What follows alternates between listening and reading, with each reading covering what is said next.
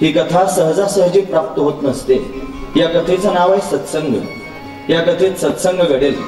काय आहे सत्संग? आपण आत्ताच पाहिलं। संत आहेत त्यांचा संग घडेल, सत्य असणारं परमतत्व आहे त्याचा संग घडेल, भगवंताचं नाम जे त्यांनी नाम नामीचा अभेद या दृष्टीने पाहिलं तर सत्य स्वरूपापर्यंत घेऊन जाणार आहे, त्या नामाचा त्यांनी संग घडेल। म्हणून या सत्य तत्वाचा संग जिथे घडतो त्याला सत्संग म्हणावा। असा हा सत्संग जीवनामध्ये सहजासहजी प्राप्त होत नसतो। तो प्राप्त करून घेण्याकरिता सायास करावे लागतात, प्रयत्न करावे लागतात। प्रयत्नाशिवाय त्यांनी सत्संग जीवनामध्ये प्राप्त होत नाही। बऱ्याच गोष्टी स्वतःच्या सामर्थ्यानं प्राप्त करून घेता येतील, पण सत्संग मात्र स्वतःच्या सामर्थ्यानं प्राप्त करून घेता येत नाही। सत्संगाच्या प्राप्तीकरिता आधी इच्छा असावी लागेल सत्संग करण्याची। नंबर 2, प्रयत्न करावे लागतील सत्संग करण्यासाठी। ज्यावेळेला इच्छा निर्माण होईल, आपण सत्संग करण्याकरिता प्रयत्न करू, तेव्हा सर्वज्ञ असणाऱ्या भगवंताला ते कळेल आणि तो परमात्मा आपल्यावर कृपा करेल। नंबर 3, परमात्म्याची कृपा, परमात्म्याचा अनुग्रह, त्याचा अनुग्रह झाला की मग आपल्याला सत्संग प्राप्त होतो, मग आपण सत्संगात पदार्पण करू शकतो। म्हणून मुद्दे लक्षात घेण्यासारखेच आहेत महाराज। आधी इच्छा, मग प्रयत्न, मग भगवंताचा अनुग्रह आणि मग सत्संग। आपण इथे आलेलो आहोत, आपल्या सगळ्यांच्या मनामध्ये इच्छा कथा श्रवण करण्याची। कथा श्रवण करण्याकरिता आपण सर्वांनी केला प्रयत्न, म्हणून भगवंताची झाली कृपा, त्याचा अनुग्रह, आणि म्हणून आपण इथपर्यंत येऊ शकलो। या कथेच्या प्रांगणामध्ये मंडपामध्ये आपण सर्वजण येऊन बसलो, याला एकमेव कारण जर काय असेल तर भगवंताचा अनुग्रह, आपल्या सर्वांवर भगवंताचा अनुग्रह झाला आणि म्हणून आपण या मंडपात आलो। आणि आता जे आपल्याला प्राप्त होणार आहे त्याचं नाव आहे सत्संग। हा सत्संग भगवंताच्या कृपेनं प्राप्त होतो। भगवंताची कृपा जर प्राप्त झाली नाही तर सत्संग जीवनामध्ये येऊच शकत नाही। म्हणून देवानं कृपा करावी लागेल। सत्संगती जीवनात घडल्याशिवाय परमतत्वापर्यंत जाता येत नाही, विवेक प्राप्त होत नाही। आणि विवेक त्यांनी सत्संगतीतून मिळतो, पण सत्संगती भगवंताच्या कृपेनं प्राप्त होते। गोस्वामीजी वर्णन करून सांगतात, दिनो सत्संग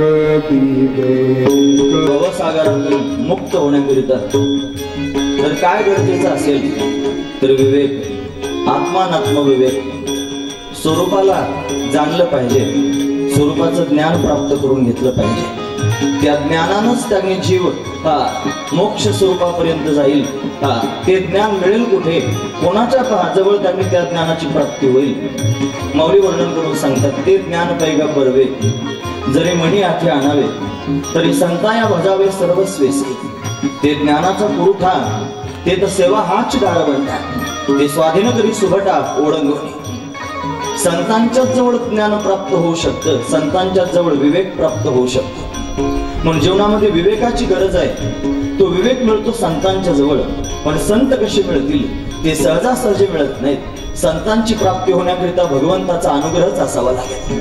जीवनामध्ये स्वतःच्या सामर्थ्यानं बऱ्याच गोष्टी प्राप्त करून घेता येतात। या जगाच्या बाजारामध्ये मायबाप सुद्धा मिळतील, या जगाच्या बाजारामध्ये सगळ्या संपदा प्राप्त होतील, वैभव प्राप्त होईल, सगळे नातीगोती सापडतील, राजभोग प्राप्त करून घेता येईल, स्वर्गात जाता येईल, सत्य लोकात जाता येईल, वैकुंठात जाता येईल, सगळ्या गोष्टी प्राप्त करून घेता येतील, पण संतांची संगती स्वसामर्थ्यानं प्राप्त करून घेता यायची।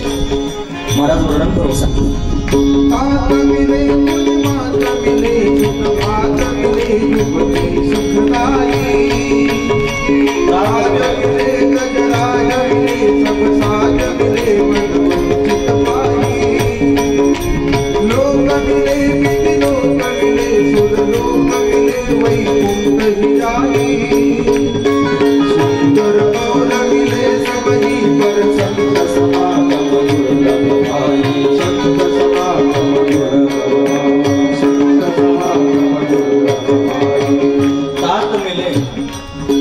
मात मिले, मायबाप प्राप्त होतील, सुत भ्रात मिले, मुलगा प्राप्त होईल, भाऊ प्राप्त होईल, जीवती सुखदायी पत्नी प्राप्त होईल, सुख देणारी पत्नी प्राप्त होईल, सुखदायी राज मिले, राज्यपद प्राप्त करून घेता येईल, गजराज मिले, हत्ती घोडे प्राप्त करून घेता येतील, सब साज मिले, मनवांछित पाहिजे, मनासारख्या सगळ्या गोष्टी जीवनामध्ये प्राप्त होतील, सत्संग प्राप्त होणार नाही।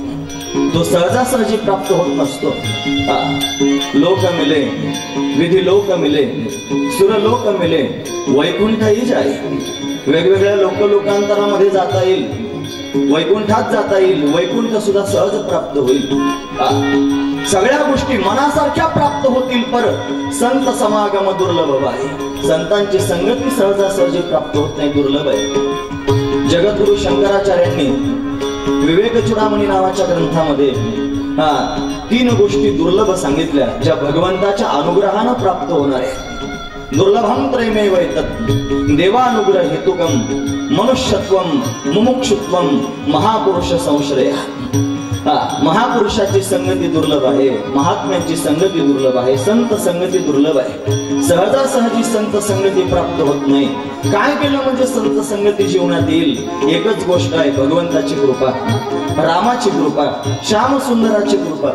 त्याच्या कृपेशिवाय जीवनात संत भेटणार नाहीत। म्हणून संतांची प्राप्ती व्हावी म्हणून भगवंताच्या समोर विनंती करावी, भगवंता मला त्या संतांची प्राप्ती करून दे, की जे मला भवसागरातून तारून नेतील, जे मला तुझ्या स्वरूपाचा बोध प्राप्त करून देतील, जे मला तुझी भेट घडून देतील। म्हणून भगवंताची विनंती केली पाहिजे। ती विनंती केली की परमात्मा अनुग्रह करेल, त्याचा अनुग्रहच महत्वाचा आहे आणि मग सत्संगती घडत असते। म्हणून तर महाराज वर्णनवर सांगतात, बिन सत्संग विवेक न होई, राम कृपा बिन सुलभ नसो। रामाच्या कृपेशिवाय सत्संग प्राप्त होत नाही। म्हणजे कथा म्हणजे सत्संग आहे, इथे संतांची संगती होणार आहे। या कथेमध्ये अनेक संत आपल्याला भेटतील, त्यांची नावं श्री व्यासदेवजी महाराज भेटतील, श्री शुकदेवजी महाराज भेटतील, श्री विदुरजी महाराज भेटतील, प्रल्हादजी महाराज भेटतील, ध्रुवजी महाराज भेटतील, उद्धवजी महाराज भेटतील, मैत्रेयजी महाराज भेटतील। केवढे श्रेष्ठ महापुरुष आहेत। या सगळ्या संतांची संगती आपल्याला या कथेच्या माध्यमातून होईल, अशी कथा सत्संग देणारी आहे। या कथेच्या माध्यमातून या दिव्य असणाऱ्या संतांचा संग प्राप्त होईल आणि खऱ्या अर्थानं सुख प्राप्त होईल। म्हणून खरं सुखाचं साधन जर काय असेल तर संतांची संगतीच आहे। रामचरितमानसाच्या शेवटी आपण काकभूषुंडीजी महाराज आणि गरुडजी यांचा संवाद पाहतो आणि या संवादामध्ये फार गोड चिंतन आहे महाराज।